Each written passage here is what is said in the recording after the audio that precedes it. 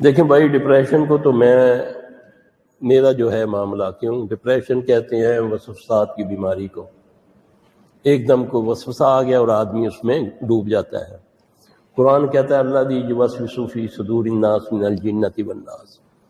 وسوسہ آتا ہے دو چیزوں سے، یا جن سے یا انسان سے. اگر اس کو یہ بیماری لگ گئی ہے، یہ مس ہوتا ہے، اس کو کہتے ہیں مس بھی ہوتا ہے. بعض اوقات اس کی اپنی کو غلطی ہوتی ہے، کیونکہ سارے جن جو ہیں زیادتی نہیں کرتے. بعض اوقات ہم انسان بھی ان سے بڑی زیادتی کر دیتے ہیں، تو پھر وہ پکڑ بھی لیتے ہیں.